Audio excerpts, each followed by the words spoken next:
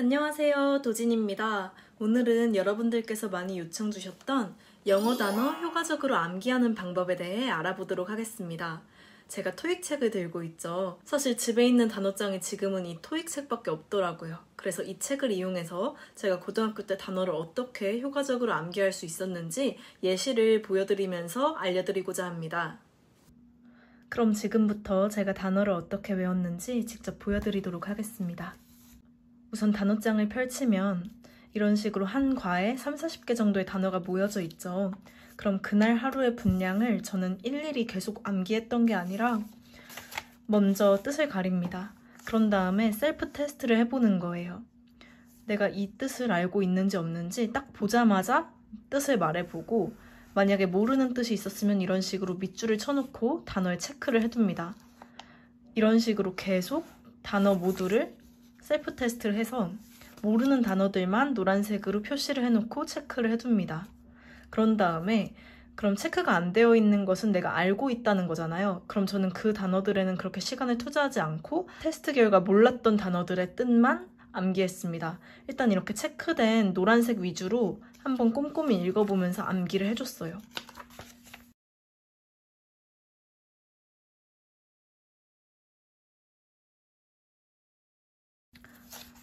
한번 암기를 해준 다음에 이제 다시 돌아가서 다시 테스트를 해줍니다. 그러면은 분명히 한 70% 정도 기억할 수도 있고 30%는 또 기억을 못할 수가 있거든요. 그러면은 기억을 못하는 것들에 다시 한번 체크를 합니다. 그런 다음에 이거는 한번 외웠는데도 너무 안 외워진다 하는 것들은 따로 이렇게 노트나 뭐 포스트잇 같은 것에 정리를 해줬습니다. 그러면 한번 테스트한 결과 몰랐던 것들을 한 쭈루루룩 몇 개가 될지 모르겠지만 써놨겠죠? 그러면 저는 이런 식으로 써놓은 것을 자투리 시간, 예를 들어서 점심시간에 밥을 기다리는 시간이라던가 특별실에 가는 시간이라던가 아니면 학원에 가는 시간 이럴 때 이렇게 한번 테스트를 해봤을 때 몰랐던 것들만 계속 손에 들고 다니면서 암기를 했습니다.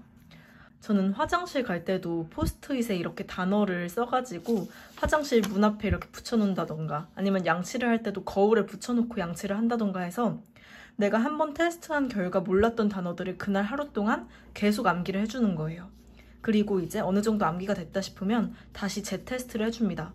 그러면 거의 정말로 단어를 모르는 것들이 많이 줄어들어 있을 거예요. 왜냐하면 하루 종일 자투리 시간에 그것만 봤기 때문에.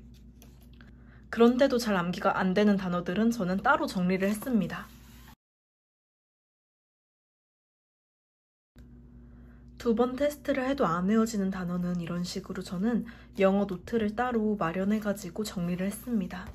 이거는 제가 토익 공부할 때 정리를 해놓은 단어장인데요. 고등학교 때도 이런 식으로 정리를 했기 때문에 예시로 삼아서 보여드리고자 합니다.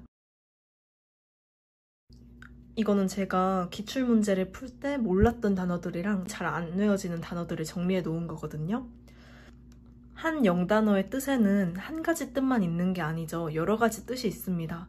그런데 우리가 단어를 암기하는 이유는 그 단어의 한 뜻을 외우면 통과되는 게 아니라 기출문제를 풀 때는 어떤 뜻으로 출제될지 모르기 때문에 여러 뜻을 모두 외워주는 게 좋습니다.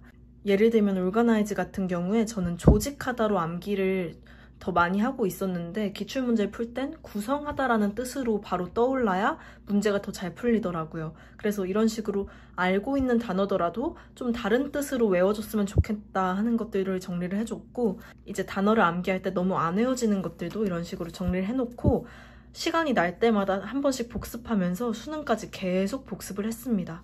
매일매일 단어 외우시면서 두 번 테스트해도 안 외워지는 단어 정리하시고 기출문제 풀 때 바로 떠오르지 않았던 중요한 단어들을 정리하시면 수능까지 정말 많은 단어들이 쌓일 거예요. 그 단어들을 이렇게 정리해 두시고 누적해서 복습하시면 분명히 수능에서 단어를 몰라서 틀리는 일은 발생하지 않을 겁니다. 그럼 이 누적된 단어들을 얼마 주기로 복습해야 하냐는 질문이 있을 수 있어요.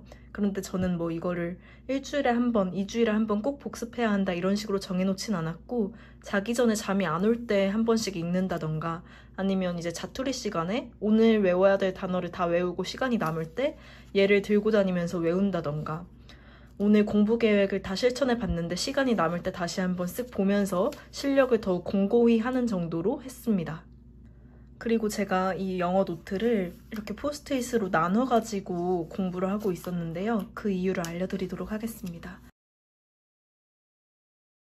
앞쪽은 단어들을 정리했었고 뒤쪽에는 기출문제를 풀면서 정리가 필요한 문법 사항들이라던가 여기 보시면 이더리랑 보스가 단수 명사랑 와야 되고 복수 명사가 와야 되고 이게 좀 헷갈려서 한 번 더 정리를 해놨었고 예를 들어서 worse, worse, worthwhile 이런 것도 단어이기는 한데 약간 저는 단어로 띡 외우기보다는 구조랑 같이 worse는 명사를 직접 수식하지 않는다 이런 식으로 문법적인 요소도 포함되는 것 같아서 뒷부분, 문법적인 요소가 포함되는 부분에 정리를 해놨습니다. remain도 단어 쪽에 속하지만 제가 remain에서 틀렸던 이유가 이형식 동사인 거를 생각을 못했기 때문에 틀려서 이렇게 문법 요소에 정리를 해놨습니다. 이런 식으로 저는 기출문제를 풀 때 틀린 거를 그 기출문제지에 정리하지 마시고 왜 틀렸는지, 어떤 개념이 부족해서 틀렸는지에 대한 이유를 영어 노트를 만드셔서 단어는 단어, 문법 개념이나 단어 개념들은 이렇게 개념 정리 쪽에 정리를 해두시면 정말 더 효율적으로 공부를 할 수 있다고 생각을 합니다. 이 노트는 계속 기출 푸시면서 누적하시면서 주기적으로 복습해주시면 정말 실력은 효과적으로 상승할 거라고 생각을 합니다.